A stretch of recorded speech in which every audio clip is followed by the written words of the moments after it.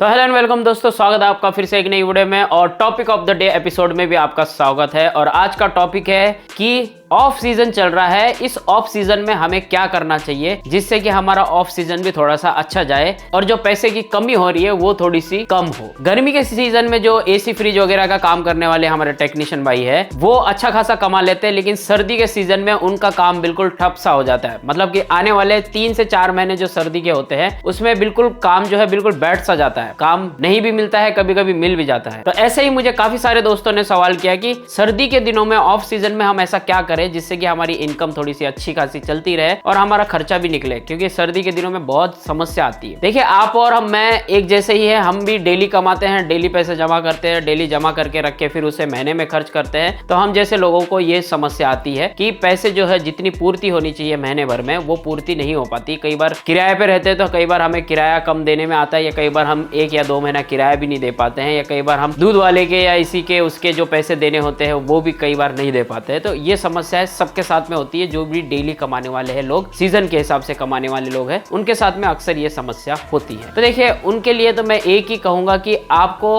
हर technician line में काम करना चाहिए, सीखना चाहिए।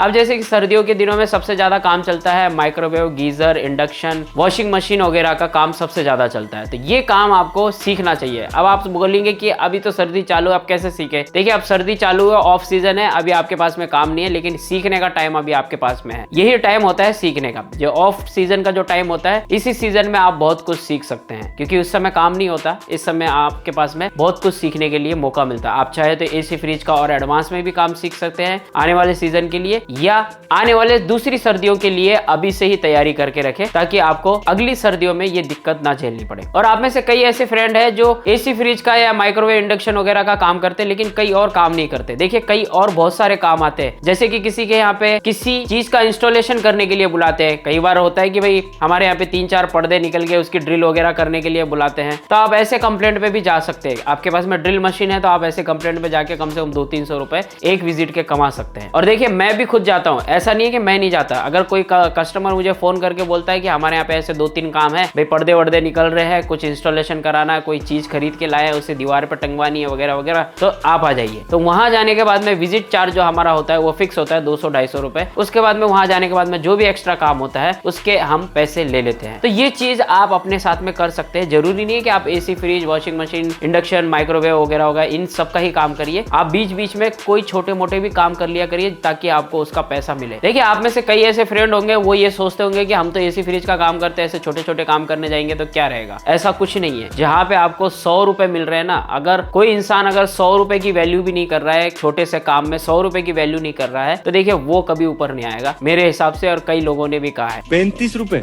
पहली कमाई 35 रुपीज।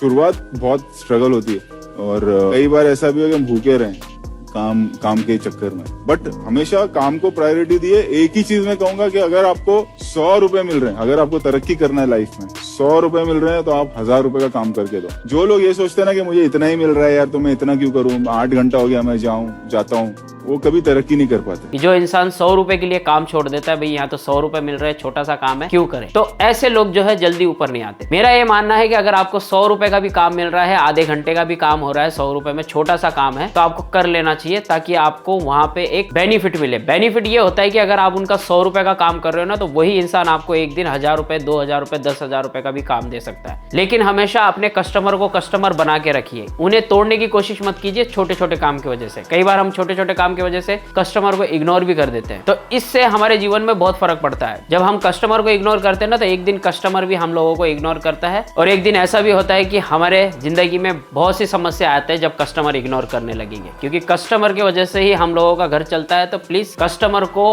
महत्व दीजिए, और हर कंपनी कस्टमर को सबसे पहले महत्व देती है। आप देखे होंगे जैसे अर्बन क्लैब हो गई, अमेजॉन, फ्लिपकार्ट, जितनी भी ऑनलाइन कंपनियां हैं, सबसे पहले कस्टमर को जो है महत्व देती है। आप में से कई लोगों को पता होगा कि अमेजॉन पे कई चीजें जो है इधर उधर हो जाती है और कस्टमर बोलता है कि हमारे पास में वो चीज नहीं आई है, लेकिन फिर भी अमेजोन है ना कस्टमर की ही बात सुनता है, वो चीज उसे दे देता है या तो उसके पैसे उसको रिफंड हो जाते हैं, लेकिन कस्टमर का कभी नुकसान नहीं होने देते। इसलिए कस्टमर को हमेशा वैल्यू दीजिए, लेकिन कस्टमर को रिश्तेदार नहीं बनाइए, कस्टमर को सिर्फ कस्टमर बना के रखिए। ये एक बहुत जरूरी चीज है और उम्मीद करता हूं कि आपको समझ में आ गया कि ऑफ सीजन में क्या करना चाहिए। ऑफ सीजन में हर छोटे छोटे काम कर लेने चाहिए। इंस्टॉलेशन का कोई छोटा मोटा काम आए वो कर लीजिए, किसी के ड्रिल व्रिल करनी है वो कर लीजिए, किसी के geyser, washing machine, induction, microwave वगैरह में प्रॉब्लम आती है वो कर लीजिए। बहुत सारे काम है ऑफ सीजन में भी। मैं खुद भी जाता हूँ, मैं खुद 12 महीने बिजी रहता हूँ, कोई ना कोई मेरे पास में यहाँ ऑफिस में भी काम आ जाता है। कई बार मैं भी कस्टमर के यहाँ पे जाता हूँ और इन दिनों पे जो है सर्दियों में कम जाता हूँ, क्योंकि सर्दी के दिनों में अक्सर मैं लेट उठता हूँ। आपको बता दो, अभी 2-3 दिन पहले मैं ना किसी के यहाँ पे 3-4 फोटो लगाने के लिए गया। उन्होंने सीनरीज खरीदी थी अपने घर में लगाने के लिए, तो वो लगाने के लिए गया, 300 रुपए लेके आया हूँ। 1 घंटे के अंदर सारा काम करके आया, 300 रुपए लेके आया। तो देखिए ये छोटे काम नहीं है, ये बहुत जरूरी काम है। अगर आप ऐसे किसी से उधार 100 रुपए मांगोगे ना तो उसको वापस देने पड़ेंगे 100 रुपए। आप ऐसे फ्री में नहीं रख सकते। तो आप 1 घंटा 2 घंटे किसी के यहाँ पे काम करके आते हैं, छोटे मोटे काम करके आते हैं और उसके आपको 200-400 रुपए 500 रुपए मिलते हैं, तो वो बहुत जरूरी है, वो बहुत महत्व रखते हैं। वरना आप उधार ले लेके तो कितना ही चला लोगे काम, लेकिन उसको वापस देना पड़ेगा उधार लिए हुए, चाहे आप 100 रुपए लो चाहे 10 रुपए लो। तो ये चीज को आप सभी को समझना है। और ये कमेंट जिन जिन दोस्तों ने किया था, जिन जिन दोस्तों ने सवाल पूछा था, देखिए मैं इतना बड़ा कोई ज्ञानी भी नहीं हूं को आप लोग मेरी बात माने, लेकिन इस बात के ऊपर थोड़ा सा विचार कर सकते हैं कि मैंने सही कहा या गलत कहा। नीचे कमेंट करके बताइए। अगर कोई भी सवाल हो मन में तो इंस्टाग्राम, फेसबुक पे भी मुझसे पूछ सकते हैं। उन सब की लिंक डिस्क्रिप्शन बॉक्स में दे रखी। और आज के इस टॉपिक से आपको कुछ सीखने को मिला या नहीं मिला, प्लीज कमेंट करके जरूर बताइए। और ये वीडियो आपके लिए काफी हेल्पफुल रहा है तो प्लीज लाइक कीजिए, शेयर कीजिए और चैनल पे नया है तो सब्सक्राइब कीजिए, घंटी वाले बटन को भी क्लिक कीजिए। जब भी नया वीडियो डालेंगे तो हर एक वीडियो से आपको कुछ ना कुछ नया सीखने को जरूर मिलेगा। तो thank you so much watching this video. मिलते हैं अगले वीडियो में कुछ और नया लेकर के, कुछ और इंटरेस्टिंग लेकर के। हमेशा अपना और अपनों का ख्याल रखिए।